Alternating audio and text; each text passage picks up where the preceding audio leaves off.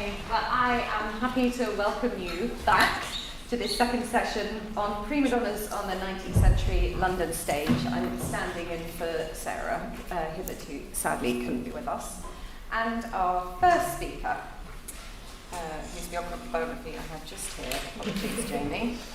Our first speaker is Jamieson Hankins, who is a PhD candidate at Durham University, specialising in 19th century British opera culture and voice studies. She received a Master of Arts in Musicology from Durham University in 2023 and a Bachelor of Music Education from the University of Kansas in 2021. While at Kansas, she travelled to Austria and the Czech Republic to complete research on music and empires. Her MA research investigated the impact of marriage on the careers of female composers in the 19th century, and her ongoing research focuses on the relationship between the body, mind, and voice of female opera performers in 19th century London. And we will run this session in the same way as the first one, so we'll put both papers together and then a little break and then questions. So do make notes as necessary. Okay, thanks very much and welcome, Jamie.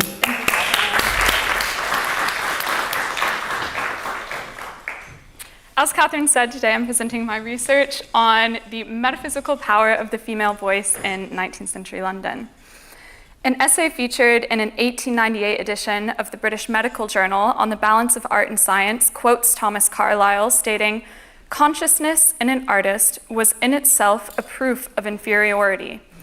Carlyle's quote reflects the 19th century desire for an intertwined scientific and religious understanding of the world, and hints at its application to the body, the mind, and this mysterious musical spirit.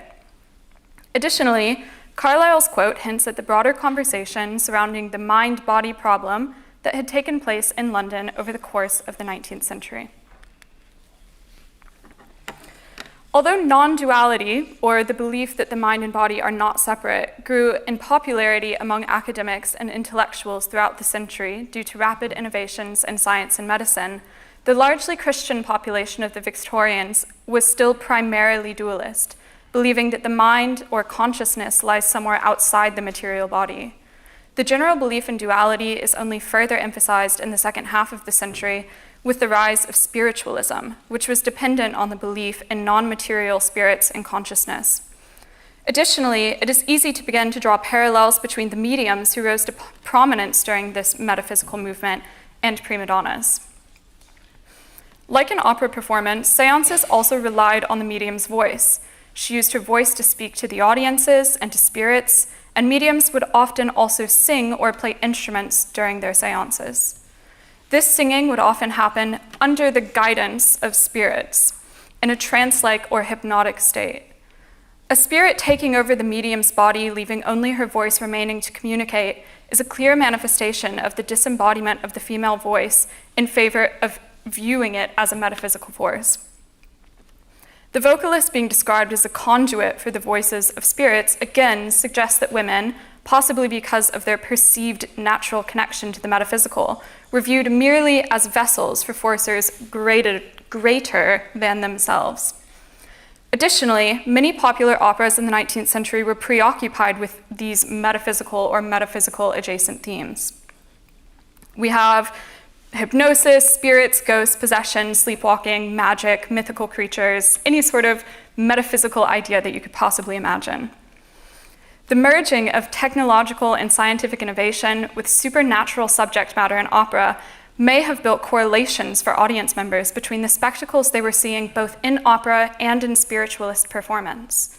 Simultaneously, the rise of laryngology meant the singing voice was increasingly being depicted as a purely scientific process rather than a lived human experience.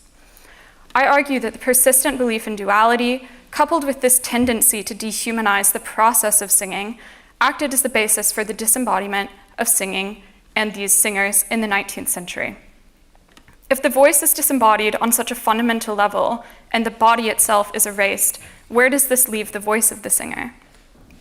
I argue that the final product of vocal cultivation, musical performance, is severed from the body and even consciousness of the performer, and that 19th century scientific, pedagogical, spiritual, and operatic culture in London objectified these female performers in favor of viewing the voice as this mysterious metaphysical or spiritual power. In Feminist Theory, Music Theory, and the Mind-Body Problem, Suzanne Cusick argues, quote, "To deny musical meaning to purely physical, performative things is in effect to transform human performers into machines for the transmission of mind-mind messages between members of a metaphorically disembodied class." The mind-mind messages refer to the perceived intellectual privilege shared between composers of the music and listeners or scholars or critics of the music. She continues, quote, "Surely no one needs to be reminded how the elements of the mind-body duality are gendered. Metaphorically, when music theorists and musicologists ignore the bodies whose performative acts constitute the thing called music, we ignore the feminine. We erase her from us even at the price of metaphorically silencing the music." Cusick's outline and framework of this traditional relationship between the body and femininity and the perceived relationship of mind and masculinity provides a framework for us to better understand how erasing the body and the humanity of the performer in favor of seeing her as nothing more than a tool or a vessel to transfer messages between the mind, or the perceived masculine, is uniquely harmful to women. If we perpetuate the severance of the voice from the body and depict the voice rather as a purely metaphysical force, we erase her femininity and ultimately her humanity. As I've discussed, there is a complex and deep relationship between spiritualism, religion, science, technology, and opera. I will explore this relationship in this paper today through three lenses: the animated voice, the voice as an electric or metaphysical energy, and the ownership of the voice. For the purposes of this paper, I've adopted an idea of animation that's kind of twofold. So we have animation that gives a voice to what is purely in a natural body, like an automaton, and we have animation that we have the voice that animates a natural body, so a human performer. The same anonymous author that I referred to in the beginning further writes for the British Medical Journal, stating, quote, "Some teachers bewilder their pupils with anatomy, others perplex them with physics, others again mystify them with metaphysics."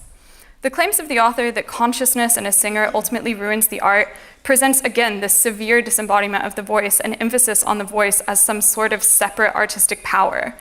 Additionally, the author's assertion that a knowledge of anatomy can bewilder the pupil shows that the author does not believe in teaching the student to connect their body with their voice and their lived experience, but rather to keep these separate. With the voice completely disembodied in this way, the author leaves room only for the voice to be presented as some entirely separate, mystical force that the singer herself could not possibly understand. Ultimately, the author is arguing that the true musicianship or artistic beauty and the power of the voice lies somewhere outside of the singer and even their consciousness. In an 1865 review of Ilma Demirska, the author claims, quote, "There are two kinds of good acting. One is that in which a true artist can pass into the nature of the person represented, and the other is that in which a performer with a well-expressed and pleasant personality can identify the character represented with himself or herself." The author continues, quote, "The artist who makes the persons represented live in himself or herself has always a range limited by the peculiarities of his or her own manner." This quote closely reflects Carlyle's assertion from the beginning that consciousness renders a performer inferior and alludes to these themes that we keep seeing in opera of hypnosis and possession. The idea that a performer can pass into the nature of a person completely erases the consciousness and personhood of the performer and implies a possession of the performer by the character. Additionally, it erases kind of all the wonderful quirks that the performer gives to each character and makes each performance different. Additionally, the author's assertion that the performers who let their peculiarities shine through are limited reinforces this idea that the consciousness of the performer should not be in any way perceptible to the audience, and that the performer should use intellect and taste to convincingly portray, quote, various sentiments and passions. The language used throughout the reception that you'll continue to see throughout this paper reinforces the importance of this mysterious greater force, which is inextricably linked to art, that is necessary and present in all compelling vocal performances. The arguments put forth by these authors presents a question. If the voice has a power to animate the singer and the character, what power does it have over the audience? The idea of the voice having a magnetism, energy, or electricity, or other non-physical relationship with the listener, which we'll see presented, reinforces this 19th century belief in the voice as a metaphysical force rather than a process that is lived and experienced. And we can further see that in some more reception. An 1830 review of Maria Malibran performing several musical selections claims, "Wednesday night she amazed, she electrified, but tears were the appropriate tribute to her singing of this morning." The author focuses on this deep emotional impact that Malibran had in the audience, but also explicitly claims her performance electrified the audience, which is a theme that we will see come up over and over again. An 1833 review of Malibran, this time as Amina, mirrors the same sentiment, claiming her partner acting, quote, "produced a most electric effect upon the audience." And a separate review, also of Amina, but on a different date, claims, quote, "her performance was full of nature and energy, and her singing full of beauty and scientific display." Firstly, this review again is reflecting this idea of an energy or a magnetic force, but also mentions nature and scientific display. And while this author doesn't necessarily elaborate on what specific components of a performance constitute a scientific display or what a scientific display really is, we can still see in this review this marriage of vocal music, science, the energetic power of the voice, etc. An 1865 review of Ilma Demirska, in the same role, Amina, claims she, quote, "moved the house like an electric shock," again referencing the voice as this electric force that holds some sort of power over audiences. A review of Mirska from the same year, this time as the Queen of the Night, which was kind of her signature role, reflects these sentiments, praising her, quote, "brilliancy of vocalization and magnificent energy." This belief in this electric energy and this power of the voice that can move the audience is clearly displayed in this reception. But we can further see an emphasis that's slightly different with a more religious and spiritual theme in an 1829 review of Malibran. I've put this poem up here. I'm not going to read the whole thing, but I just want to point out a few interesting pieces. So this is an 1829 letter to Malibran publication about her by a critic. The author speaks to Malibran's modesty and chasteness, which they claim breathes around her, even in wanton roles. The author's praise of Malibran's ability to transcend the sexuality portrayed on stage reflects this wider 19th century distrust of female performers that we had going on, and establishes Malibran as sort of a Madonna figure in contrast. In the following section, the author paints Malibran in a similarly religious role, comparing her to an angel and claiming that her voice, quotes, "dives deep into the heart and into the soul." Additionally, the author muses that Malibran's voice inspires deep emotional responses, saying, quote, "that own him and assure him more than mortal."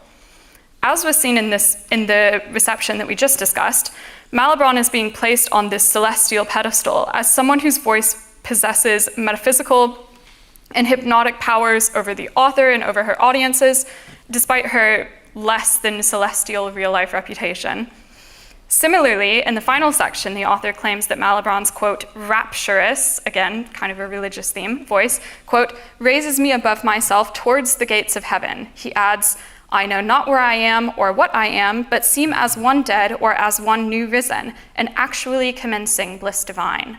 This poem represents a culmination of many of these ideas presented so far in this section. We have passion, virtue, the power of the voice, audience impact, women as this vessel, religion, spiritualism, they're all combined in this musing to Malibran. The following section builds off these ideas and investigates what role the prima donna has in the ownership and responsibility of this great power.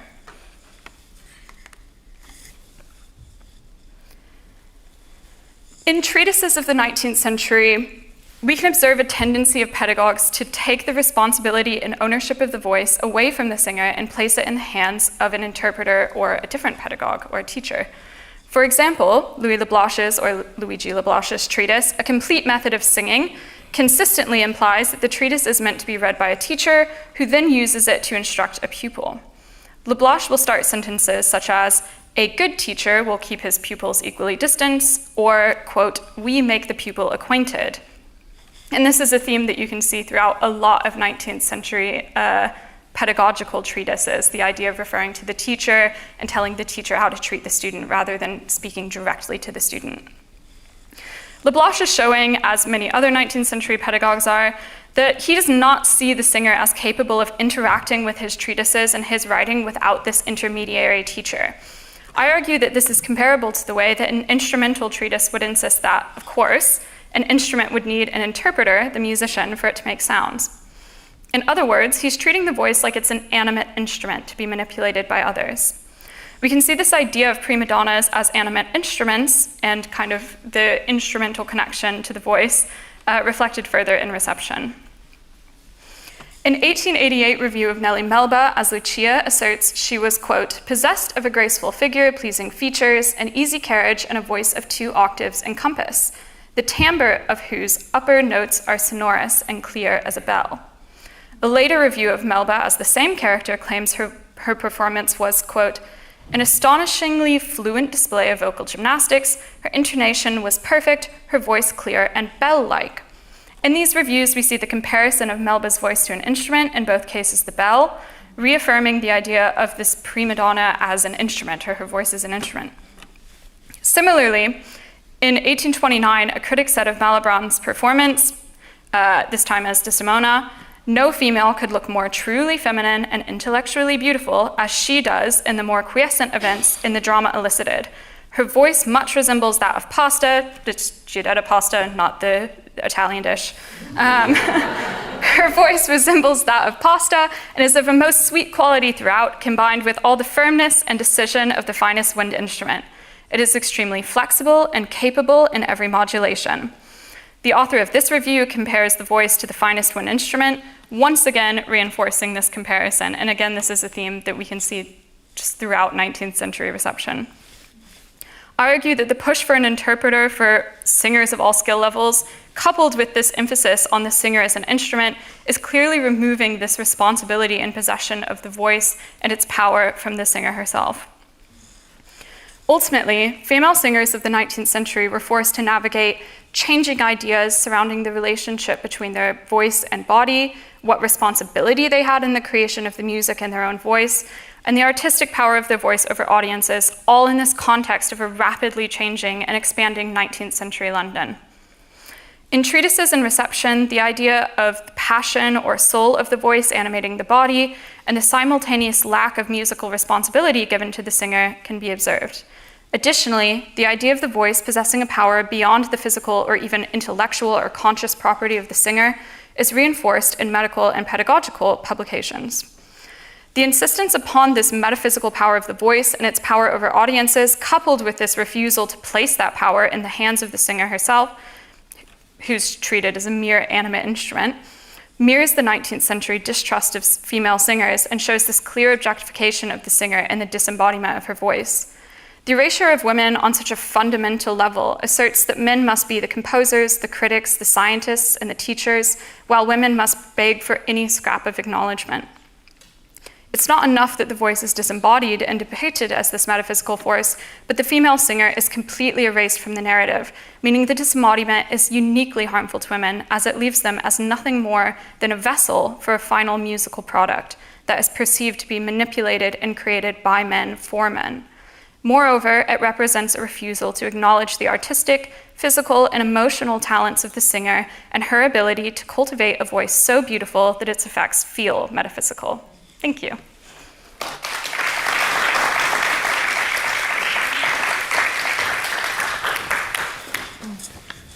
Thanks very much, Jamie.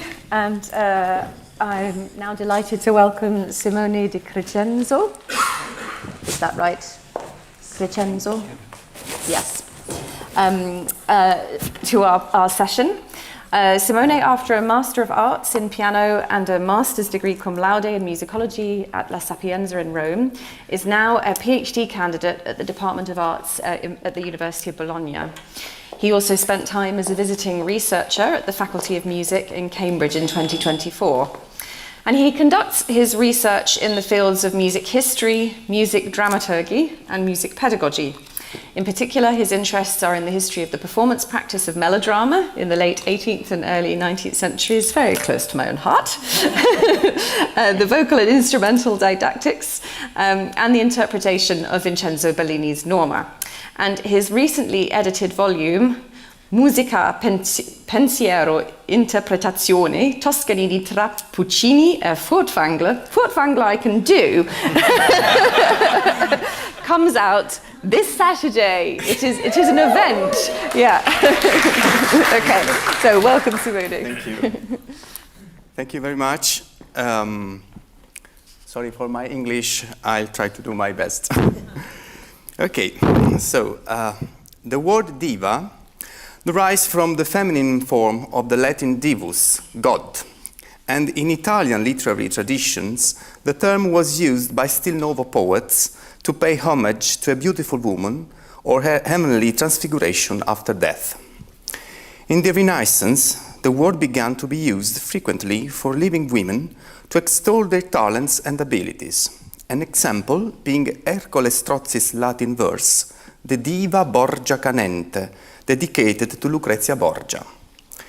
In the 19th century, this element of a courtly vocabulary can be found in poems dedicated to great singers, actresses, and dancers, often published in periodicals, the medium par excellence in which the modern notion of celebrity originated and developed. One of the first poetic examples of the use of the word diva in this sense is the opening line of a sonnet dedicated by her Bolognese admirers to the famous singer Isabella Colbran on a printed card in 1801. Quando, o diva Isabella, il tuo dolore. When, o diva Isabella, your pain. According to contemporary celebrity studies, one of the first references in the periodical press appeared to mark a benefit night in honor of the singer Caterina Passerini on February 1827 at Teatro di Mantova. On this occasion, in the magazine Teatri, Arte e Letteratura, the word diva appeared in a sonnet dedicated to Passerini in this form.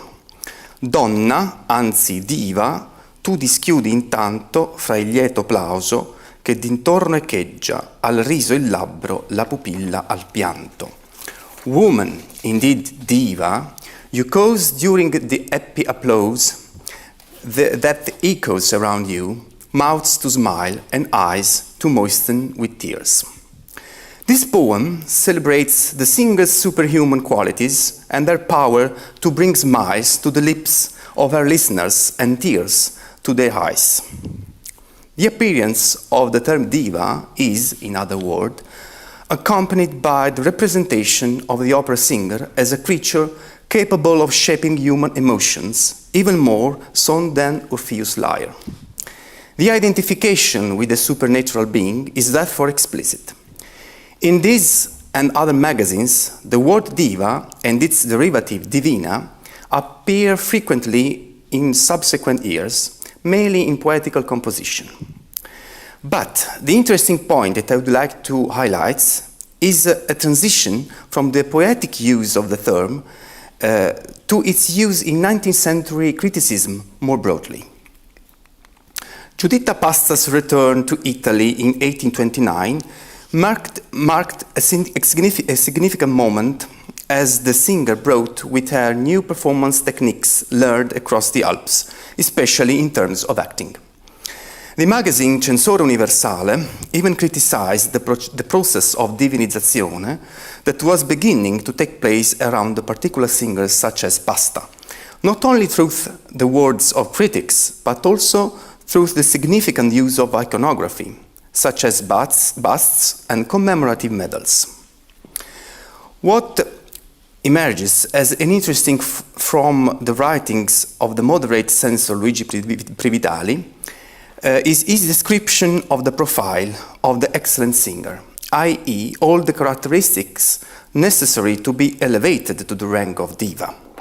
A beautiful voice, always secure intonation, an effective use of register, the ease in singing all genres, the ability to create a personal singing style, diversified with taste and integrity, a beautiful stage presence, clear and accurate pronunciation, and genuine, natural and uncontrived gestures.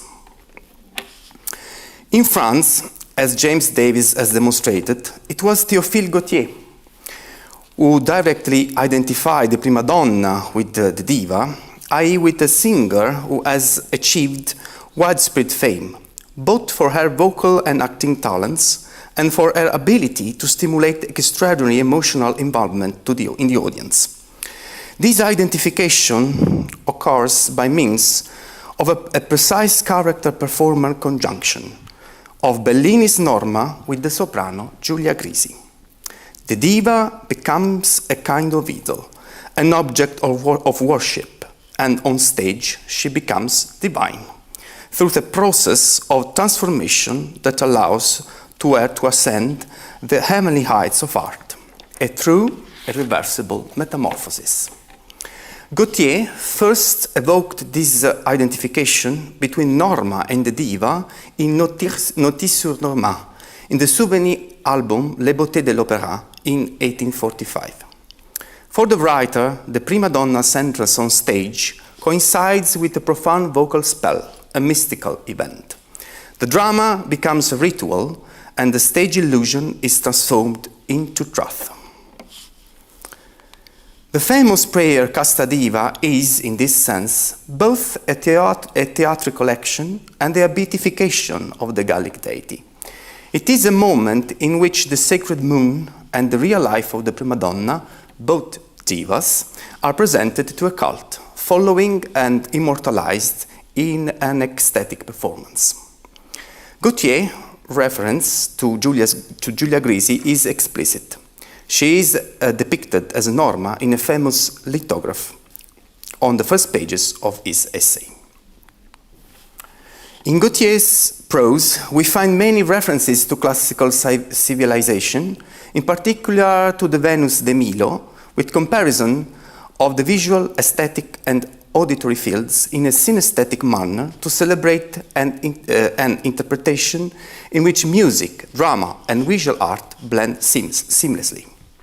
However, the total identification between the character of Norma, the performer, and the diva came out in the Histoire de l'art dramatique, 1859, in which Gautier wrote, "As long as this beautiful Norma could reappear armed with her golden stickle, her forehead crowned with verbena and her eyes lost in the silvery glow of the moon, it was only right that it should be Giulia Grisi, who benefited, as she has no made this role impossible for any else to play. Norma and Grisi are one and the same. It is the ideal come true.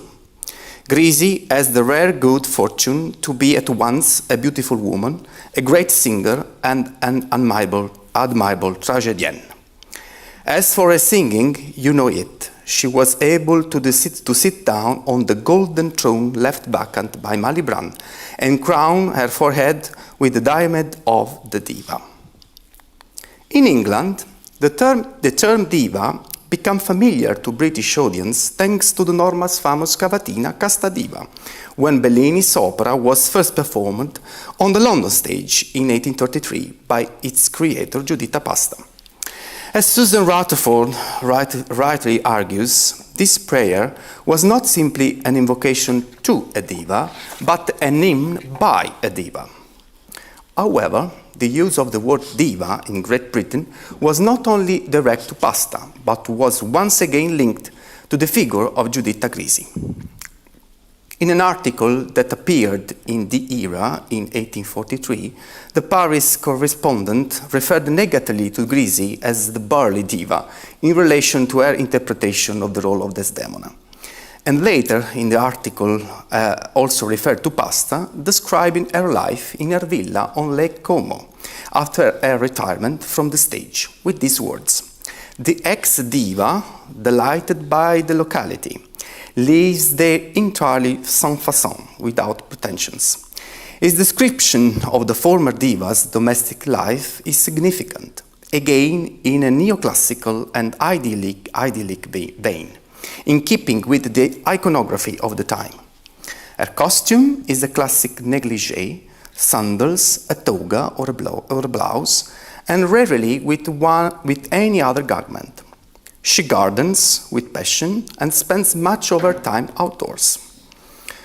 Of all the characters played pasta, is this not perhaps the visual description that comes closest, together with Medea, to the character of Norma? Other references to the term diva in relation to Giulia Grisi, who had now taken pasta's place in the European and English collective imagination, appeared in a magazine and newspapers.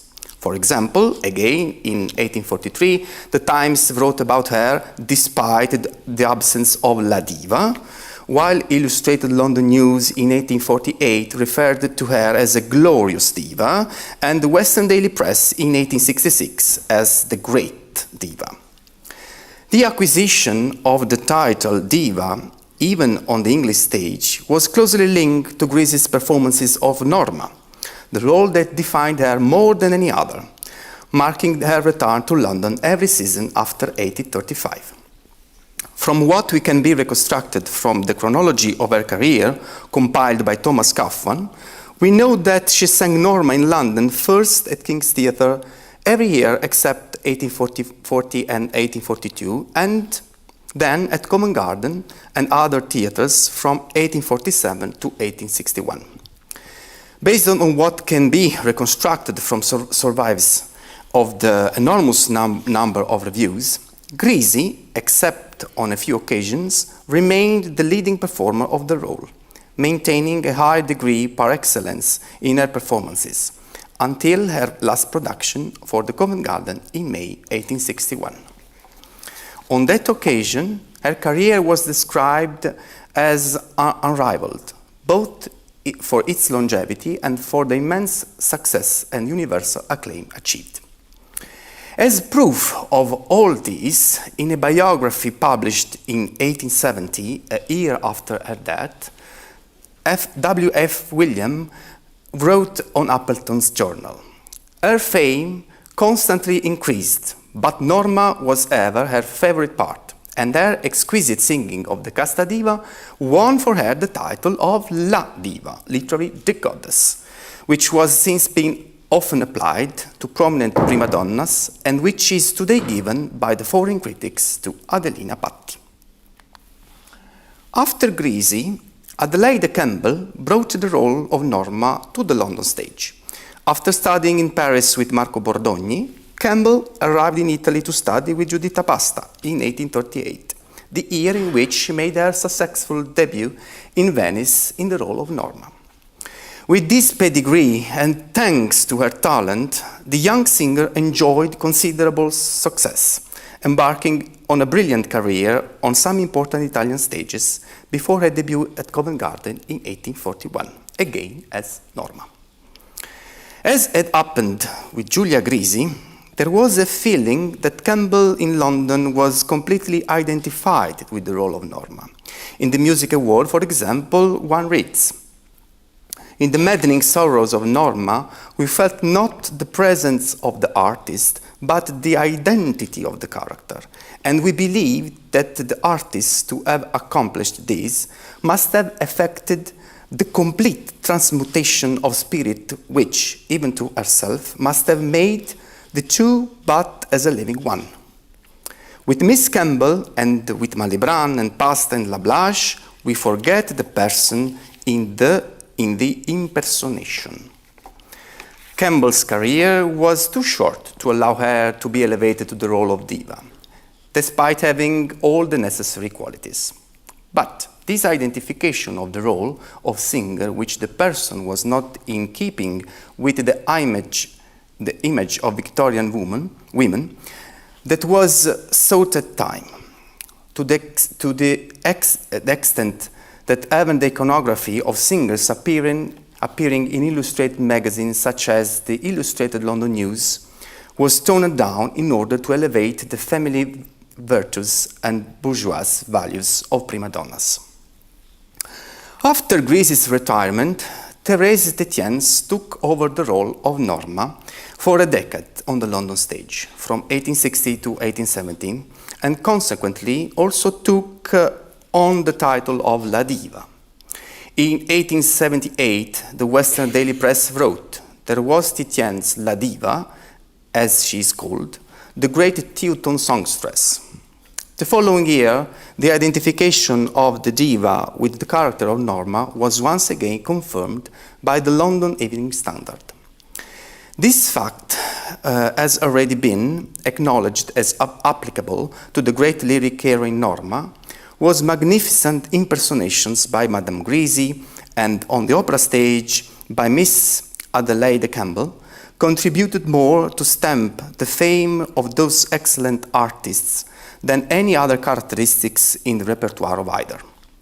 A similar individualism is communicated to the great diva by the inimitable acting and singing of Mademoiselle Titiens, whose performance of the character is almost a new reading in every feature, and one of such excellence that is maybe questioned by those who witnessed her magnificent conception of Norma for the first time last night.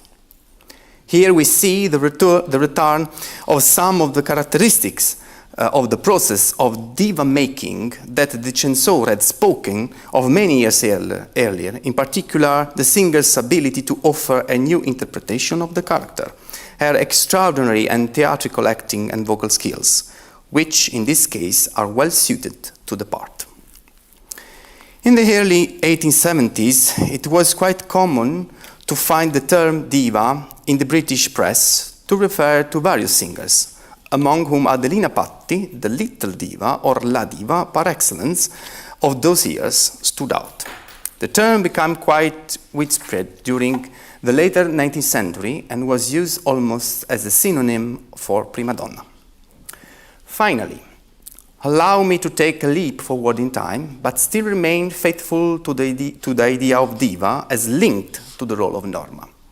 In the early 20th century, Tullio Serafin, who had conducted a new production of Norma at the Metropolitan Opera in 1927, persuaded Rosa Ponselle to take the opera to Covent Garden, confident of the London public's interest in discovering a new diva who could take the place of her predecessors in such a demanding role.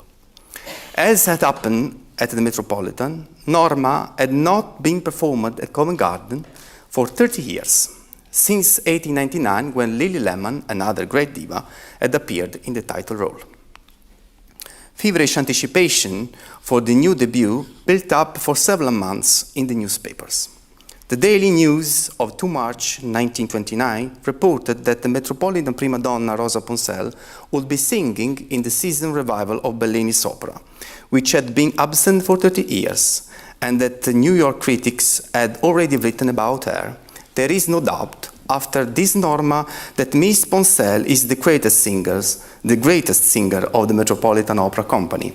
She is more than, she is incomparable. Dozens of newspapers reported the news in the following 2 months, emphasizing that the title had been absent from London for 30 years, and that it be presented by the woman who was already the focus of international opera world's attention. On the 28th of May 1929, a long-awaited debut arrived, and the reception was triumphant.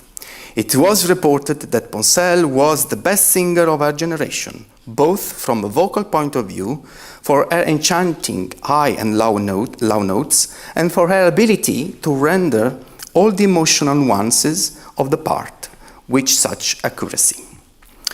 From the following year onwards, reports about Ponselle in the British newspapers constantly emphasized the status as a diva, the great diva, the famous Italian diva Rosa Ponselle. 19th century iconographic tradition gave away the modern photographic portraits of the sophisticated and elegant Italian-American prima donna. The newspapers also described aspects and curiosities of the singer's daily life, such as her love of animals, especially cats, and the fact that she kept a splendid red wheeled bicycle on display in the living room of her sumptuous New York residence. There are frequent references to the fact that Ponselle was very keen on keeping fit and loved swimming and playing golf. The very chronicle even talked about diva's secrets and cycle to be slim, and that the secret of keeping or becoming slim was revealed yesterday to a Daily Chronicle representative by Madame Rosa Ponselle, the American prima donna, who made her debut at Comic Con last year. In conclusion, we can assert that from this moment onwards, the construction of the modern diva began in the English press with Ponselle, the only singer of international stature in those years to have earned the diadem of true diva, just like the mid-19th century models mentioned at the beginning. The whole process paved the way for the advent of other prima donnas, such as Joan Sutherland and Maria Callas, who were elevated to the status of diva on the London stage.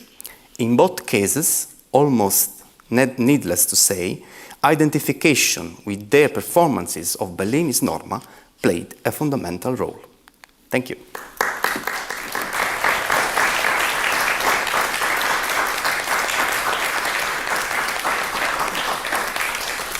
Well, thank you very much, Simone and Jamie. There were some great connections between those papers, I thought, and our first session. So I'd invite you to speak to your neighbours for 5 minutes, and then we will open up questions to our two speakers.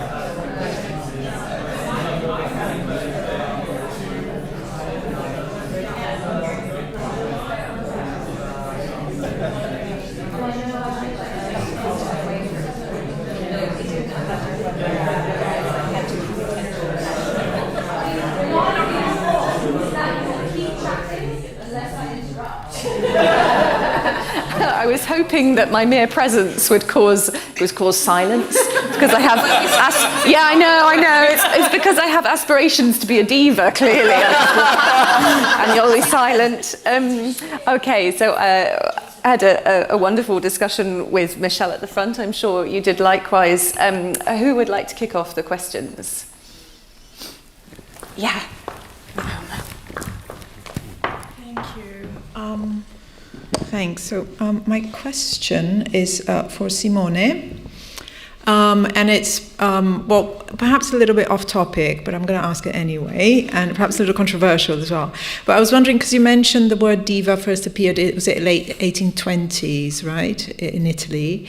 But I just wondered whether, you can tell us anything about the word divo instead. It made me think of the castrati. Was there any connections there? Were they being referred to as divi somehow, or how does the kind of masculine version? Because obviously, we love to talk about divas, obviously, but it's a huge theme. But I was just curious about, whether we can find out anything about divos instead. Thank you. Thank you for the question. In that case, the literary tradition when I started was referred to women. Like in the poetry, in the courtesy poetry, to describe the beauty of the women, no? And the same thing was these sonnets at the beginning of the 19th century. Of course, in the past, in the century before, the word was used for castrati, but it maybe is some different way, because the identification in that case was with the roles that they played. God. No? So it was quite similar, and to pass from the stage to the divi castrati. But in that case, it was really something about women. I think so.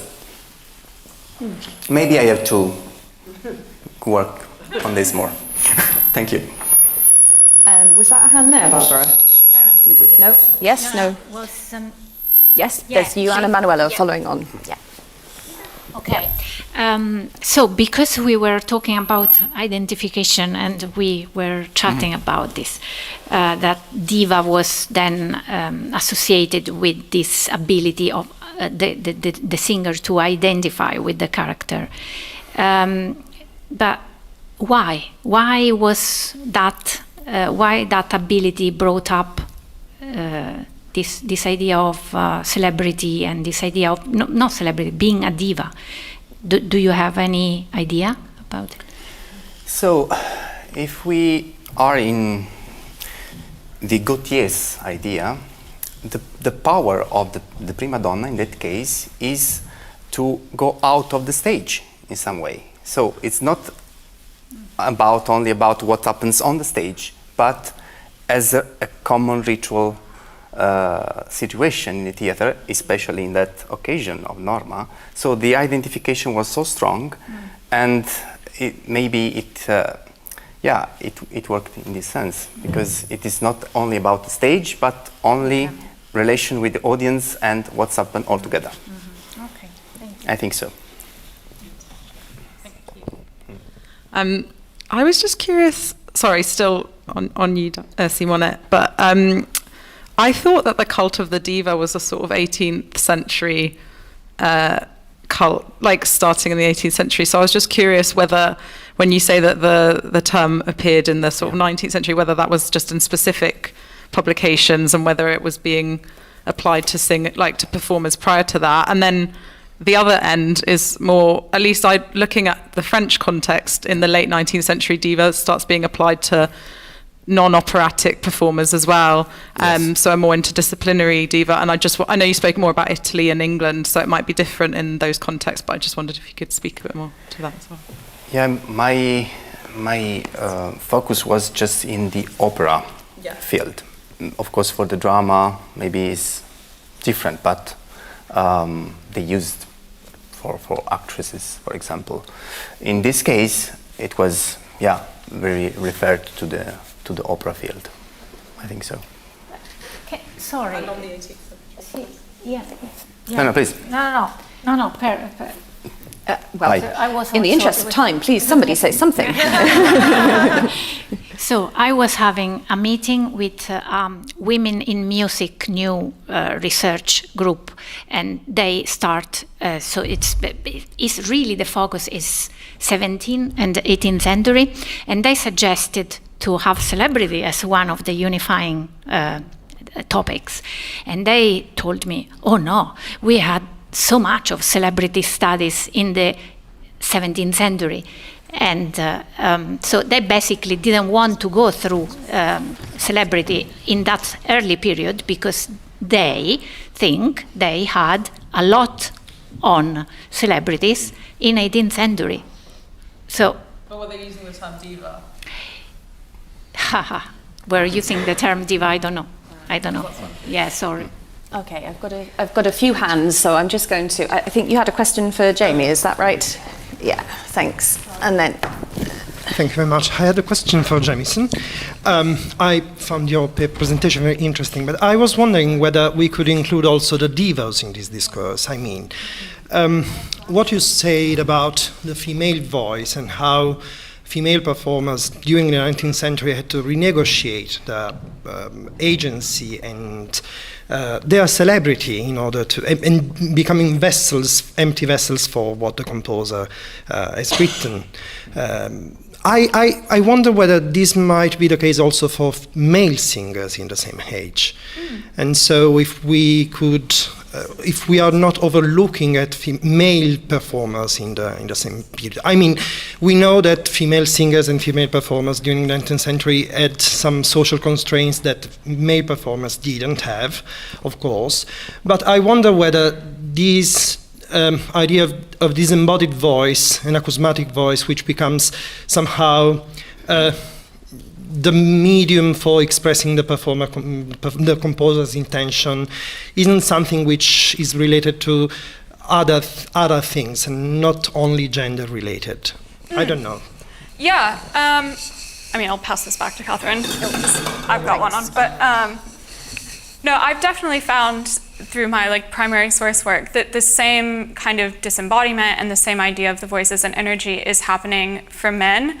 I've kept my research primarily focused on women because I feel quite strongly that it's specifically disembodying because they're erased entirely from the narrative in a way that men are. So I'd like to clarify, or to keep it short, I completely agree. This is these things are absolutely present in the male voice and the reception of the male voice and the conversation that was surrounding it. I feel quite strongly about the specific erasure of women, so I've kept my research just specifically female. Okay, there were a number of questions. Did I see a hand? Yeah, well, it was the same question actually. Okay. I think what I read, it also applies to male. Yes.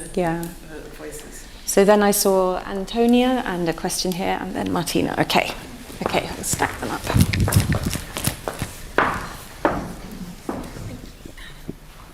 Yeah, thank you to both of you for such fascinating talks. In both papers, the idea of a singer's ability being measured by how they can kind of be absorbed into the character that they're playing was mentioned. And I wondered if this would create a kind of standardizing across performances of, I don't know, Norma. But then, Simone, you mentioned that for Tietjens, Therese Tietjens, Therese Tietjen. Yes. One of the things that made her great and also well received was that she created almost a new reading of the part, and I just wondered how she did this while still being, lauded as one in a long tradition. Was it her musical interpretation or of the character? Yeah. Specific on her? Yes. Great question. It was because you see, in that, on the London stage, they started with Pasta as a model at the beginning. So it was the Norma for them.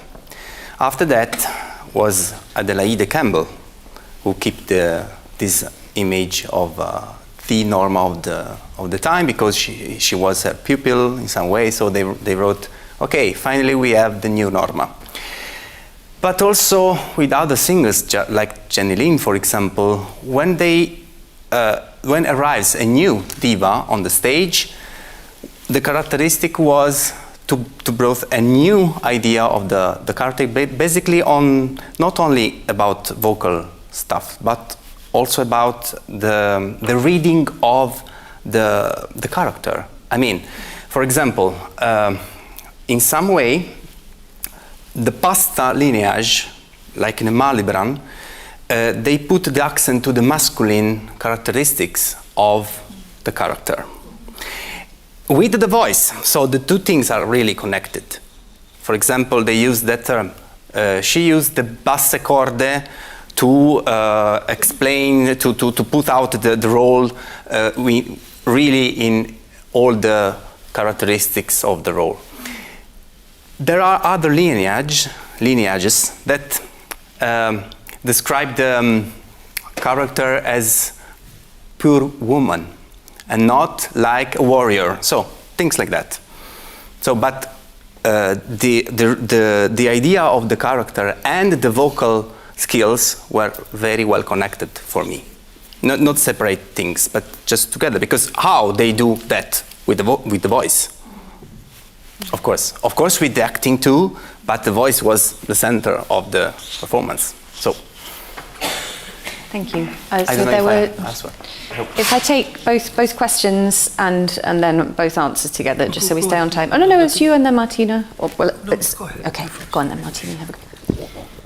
I had a question for the both of you, actually, because I thought you were describing some very fascinating developments in how there has been written about prima donna and diva, and I wondered whether you know anything about whether this was a more transnational practice, for example, in German opera, if there were similar developments. Thanks. Do you want to add on to that, if you can? Yes. I'm wondering if there isn't a danger that if we use a term and we codify it, diva, divo, if we're not missing out on other examples, many examples, and in certain countries the word wasn't used, that would definitely have all the criteria, singers that have all the criteria for diva, if they would be missing. So I'm wondering if there isn't a danger of over-codifying this and saying, well, if the word isn't there, then it must not have existed. Because I'm reading about these people who are, it's like I'm searching for the words and I'm putting them all down in my sonnet, but I'm not using that specific word, but everything is still implied. Mm. Yeah. All of the criteria for the diva still exists. I'm wondering if you could speak to that. Okay, so both Jamie and Simone, if you want to answer both of those, I guess the second one more for you, but we'll start with Jamie. I've got them. I can't. Oh, you have, yeah. I mean, obviously my research is centered primarily on the London stage, so I can't speak too much to what was happening on the German stage, but certainly a lot of the prima donnas that I'm working with were German or were transnational. And sorry, your question was, are we seeing the trends transnationally? I mean, certainly in such a cosmopolitan context as the London stage, where it's not just British performers, we have all of these transnational performers, then certainly, they're probably absorbing these ideas and either taking them back home or taking them abroad. And we see a lot of these trends in the pedagogy as well, like with the metaphysical and the disembodiment. All of this is happening in pedagogy, and a lot of the pedagogy that I'm looking at was published in English in London, but as like a secondary publication, but was initially published in Italy or in France or in America, wherever. So I certainly have seen these trends transnationally, specifically in the pedagogy. But I can't I think Simone probably has more to say about the stage and the singers specifically. Can I also just very quickly leap in, because I was really struck by the emphasis on ease in your descriptions of the diva and passivity on the London stage. And from a German perspective, there's much more emphasis on effort and power. Not, so there are these commonalities, but the power comes from effort rather than, acting as a vessel or being so in control of your technique that it seems easy. So I think there are some distinctions to be made there. Sorry, Simone. Okay, I didn't work enough on the German tradition to answer to the question. I was referred also starting from the Italian through the French to arrive to the London stage. So I don't know exactly what's happened in the German stage.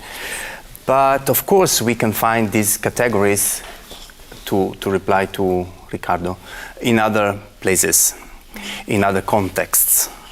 But I think the interesting point is that it's not just about prima donnas, it's just to create a supernatural figure. And it is linked with the word, specific word of diva, in my vision. Of course, there are characteristics of prima donnas, what I described, and it was from the 2 centuries before. But in that case, it is a little bit different because it's more than to be a great singer. It's to be someone who is supernatural in some way. Okay. And that is linked with the meaning of the word. So diva is goddess, so someone that is not just human. Yeah. Speaking as somebody who is human, I'm getting hungry, and I imagine you are as well. So I'm going to conclude, but I'm sure there's plenty more to be discussed in the break. Yeah. Thanks.